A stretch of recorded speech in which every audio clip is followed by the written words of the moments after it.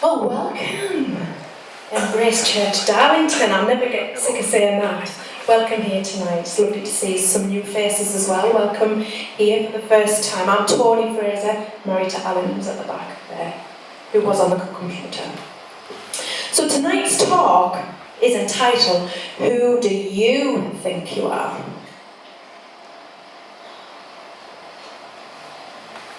Who do you think you are? This is worth considering, isn't it? It's worth thinking about. Who do you think you are? If somebody asked me, who do I think I am? I'd give them a different answer depending on who was asking. I would.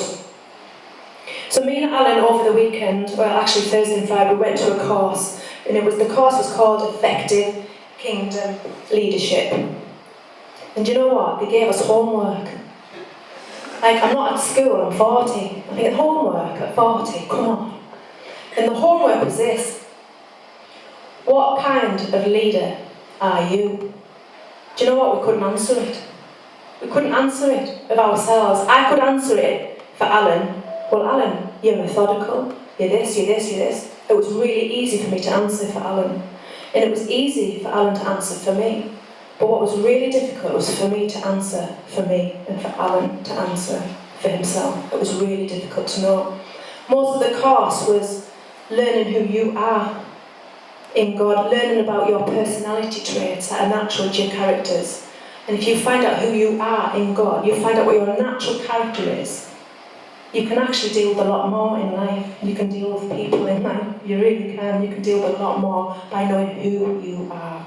So who do you think you are? Now, I don't know if you've noticed, but we're in a time of change. Have you noticed? The fact that we're here says that we're in a time of change. You know, there's been a lot of talk of revival over this last year, and we're in it now. It's not just corporate revival, it's personal, individual revival. It's things that once were slave to, were no more. And tonight's talk, I want to just touch on something that sometimes we can be enslaved to. Are we open for that? Yeah. Alright. Sometimes I'm a bit nervous, right? So I just need a bit of interaction. You know, just smile at me, and I'll feel wonderful if you smile at me, and I'll just get on with it. Is that alright? So we're gonna, you know, God has given us, me and Alan, the word harvest. New Year's Eve, God said harvest. And we're like, yes, God, yes, this is what we've been waiting for. And He gave us that word. I wasn't even thinking of it, but God gave us that word, the harvest. Now, are we ready? Are we ready to do God's work? Are we ready to see harvest? Are we? You can answer. We could be readier. Is there a word, readier? We could be more prepared. Couldn't we? I think we could. Can God use us? Yes. Can God use us? Yes. Each one of us. Can God use each one of us? Yes. Oh, absolutely He can. But here's a question. Are we qualified? Oh, no one's answered. Sue's answering yes. Yeah. Sue has a saying that she said to me last week. God doesn't... It was Alan. Alan, what was it? Shout it out. He doesn't call the qualified. God doesn't call the qualified. He qualifies the called. Yes. That means He uses people like me. He uses people like you. He uses people who are His, because we are the King's kids. Does that feel good? Yeah. We are the King's kids. Yeah. I am qualified because I'm a King's kids. That's quite hard to say. I am. So, I want to read a Bible verse. And it is, if you want to turn to your Bibles, it's 1 Corinthians 4, 3-5. So this is the Apostle Paul saying this. And this is what we want to aim for, I reckon. But it's not easy. And it doesn't just come like that. You've got to work at it. Are you ready for this? So you got your listening ears on? Yeah? Okay, here we go. This is Apostle Paul. 1 Corinthians 4:3. But, as for me personally, it matters very little to me that I may be judged by you or any human court on this point. So he doesn't mind that people might look at him and judge him. It doesn't actually affect him. If people look at me and judge me, I kind of know because I can feel it in my tummy and I feel a little bit insecure and I can feel a bit intimidated. I get intimidated quite easily. But it doesn't affect Paul. I want a bit of that. Do you want a bit of that? I think we could be different people. We could be freer people if we didn't mind being judged. It's not that I don't care what you say about me kind of attitude. It's not that. It's I don't mind. I don't mind. It doesn't affect me. It doesn't change who I am. Do you want a bit of that? I want a bit of that, okay? So he goes on, he says, I am aware of nothing against myself, and I feel blameless, but I am not by this acquitted before God. I think I've jumped, haven't I? I'll read it all, I'll tell you what. As for me personally, it matters very little to me that I may be judged by you or any human court on this point. In fact, I do not even judge myself. Who judges themselves? Oh God, I do every day. Every day, more than once, twice. It's a habit. I do, I'm always looking at myself thinking, I could have done that better. Oh, I did that quite well. Whether it's negative or positive, it's a judgment of yourself. Paul said, I don't even judge myself. You can judge me. It's fine, you can judge me. I don't even judge myself. I want to be at that place, don't you? Yes. I want to be at that place. I am aware of nothing against myself and I feel blameless. But I'm not by this acquitted before God. It's the Lord who judges me. It's the Lord who judges me. Who judges you? It's the Lord. Why are we judging ourselves? We've already been acquitted. Why? It's like our head we're in court in our head. We're waiting for the verdict. Am I doing all right? Am I not doing all right? Am I being persecuted? Is that person persecuting me? Do you know who I am? Oh, please don't hurt me. We're judging all the time in our head. Who do you think you are? Well, I'll tell you who you're not. You're not the judge. You're not the judge. Jesus came and paid the price, so you don't have to. But one thing you need to do is stand on that. To stand firm on that. Jesus paid the price, so you don't have to. So this court thing going on your head, that is just natural. You can go to bed thinking all kinds, can't you? Thinking, what he said to me, how did that mean? How did I look? How did you can do your own heading. I do my own heading regularly. I don't know if you can relate to this, but actually, most faiths, right? We're talking, I know, throw out some faiths, some religions, Islam, Hindu. There's a few, isn't there? Any more? Buddhism. They are work, achieve, aren't they? Yeah. Islam, work. You do this, you do that, you've achieved it. Christianity is the opposite. You've achieved it already. You don't have to work for it. You've achieved it already. So your brain going to court, thinking, have I done this? I'll do that and that'll be much better. If I do this, we have formulas in our head. If we do that, that equals that, that equals that. Can I just tell you, it's rubbish. It's rubbish. You've already won. You're already victorious. Jesus did it for you. We need to go around as if we are the middle toe. Thinking, what's she talking about? Do you ever notice your middle toe? No, you don't, do you? The only time anyone notices their middle toe is if there's something wrong with it. Is that right? I think there's something wrong with us, our ego. We're in court all the time. Did I do all right? Did I not do all right? He said this to me, she said that to me. Oh my God, what's going on? We need to be more like our middle toe. We need to, like Paul says, I don't mind if you judge me. I don't even judge myself. Doesn't mean I'm perfect. It means God's already got me. We need to move around like that, like our middle toe unnoticed. I don't go and thank my middle toe for its work today. I don't need anyone to bless my middle toe. It's just blessed. It gets me from A to B. I hate feet. I can't even believe I'm talking about feet in my talk. I hate feet. I have feet phobia. But I don't thank my middle toe. I don't, really, in theory, we don't need thanks. We don't need criticism. We just are who we are by the grace of God who made us this way. That's a good thing. There's nothing we need to do. It's been given. We don't need courts in our head. Who do you think you are? You're not the judge. You've already been judged. Jesus paid the price for you. You need to let go. We need. I'm not saying you do. As if I don't. I am the first one here. I need to let go. I need help in this. So, who does God call to do his work? And it is Luke 9, 1-3. If you're thinking, God can't use me, he can. Of course he can. Now listen to this. This will help you. Jesus sends out the 12. When Jesus called the 12 together, he gave them power and authority to drive out all demons and to cure diseases. And he sent them out to proclaim the kingdom of God and to heal the sick. He told them, take nothing for your journey, no staff, no bag, no bread, no money, no extra shirt, no iPhone.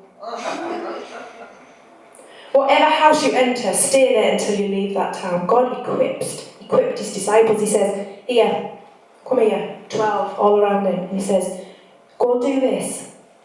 You have the authority, you have my authority, the Father's authority in you. I want you to go and do it. Now that was God's 12. Do you think they were executive people? Well, very chic and very all well-to-do?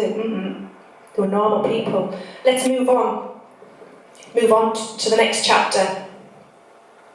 Because it gets good. Jesus sends out the 72. After this, so after the 12, right? The Lord appoints 72 others. We are the others. Did you hear that? We are the others. And he sent them 2 by 2 ahead of him, to every town, to every place. And he told them, the harvest is plentiful. I love this. But the workers are few. There's lots of lost people out there. And my heart aches for that. There's loads of lost people out there. Loads of harvest. But the workers are few. Do you want to work for Jesus? Yes. Do you want to collect the harvest? Yeah. Do you want to widen heaven's gates? Yes. For him? I do. It says, ask the Lord for harvest. So he said, I'm sending you out. Don't take a purse. Don't take your bag. Don't take your sandals. Don't take your iPhone. You need nothing of this world. You need nothing, no material things. You just need Jesus' authority, which you have. If you're a follower of Jesus, you have his authority in you already. God prepared his disciples and he gave them authority to drive out demons, to heal the sick. Guess what? You have that very same authority. That's right. You can bring some real good news to people. To your neighbour, to the lady in the shop, the man in the shop, to a child, to a baby, a sick baby, who doesn't even have the mental capacity to process. You have the gift of God in you. You just got to know it. Stop being judge of yourself, because you've already been judged. God said you're mine. You're the king's kids. You're the king's kids. So let's take a look at the characters that make up the disciples. We have doubting Thomas, Judas, who betrayed him, Peter denied him, and the others were just ordinary people. And I'm going to ask Christine to come up and read me your Bible in case you're getting sick of my voice. Because we have another little problem. Not only do we judge, but we also compare. You know, I can look out at you fine people and see that you're real good fine people, and I can all of a sudden feel very inferior and very, well, you're better than me, what am I doing up here? But you know what? God uses us all individually. And here is why.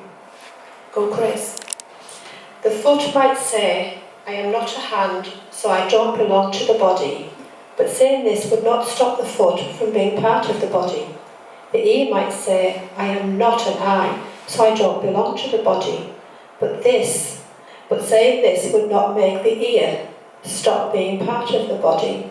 If the whole body were an eye, it would not be able to hear.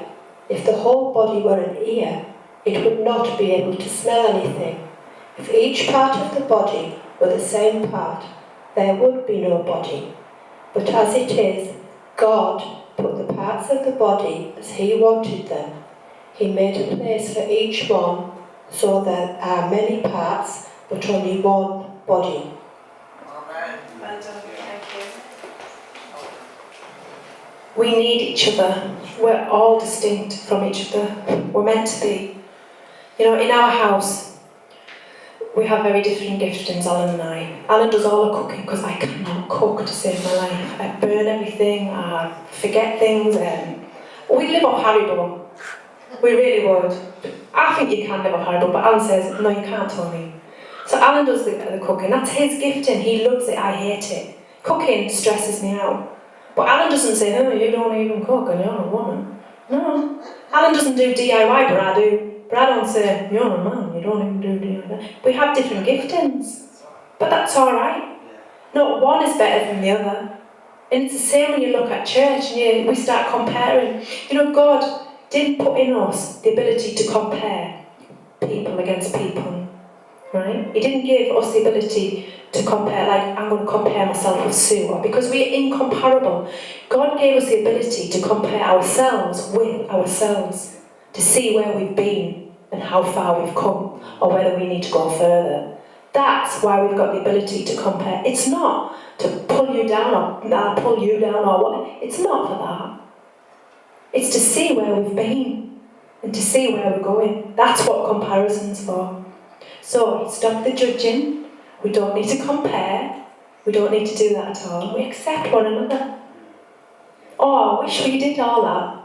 I wish we did all that. But that's something we can all work on, isn't it? If you thought God can't work through you, He's small. These are the people that God uses. How are we doing for time? Noah, these are the people God uses, right? Noah was a drunk.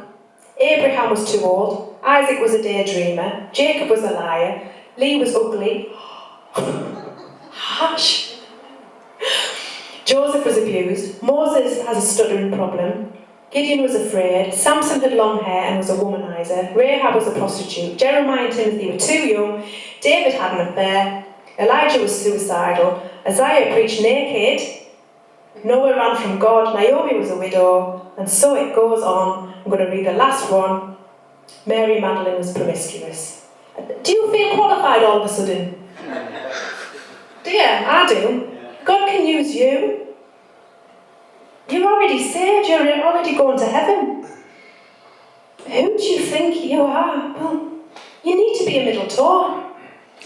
You do. You need to be a middle toe. You need to, stop judging, stop thinking, have I done all right, have I not? Or how did I sound to that person? You are who you are by the grace of God who made you that way. Give yourself a break. Chill out. Stop judging yourself. Take yourself out of that courtroom. Collapse that courtroom in your head. And just get on with your life and live it how God wants you to live it. I love the song, The Lion and the Lamb, because I love empowerment. I love people getting hold of who they are in God. That's probably why I'm doing this talk, because I love it. Absolutely love it. That's what floats my boat, is empowerment.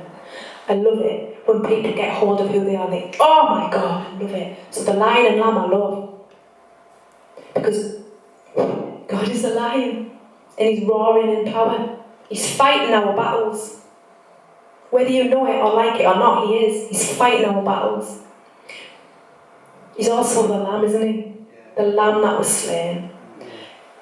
Can I just put something to you? That we are the lion and the lamb. To people out there, we are Jesus.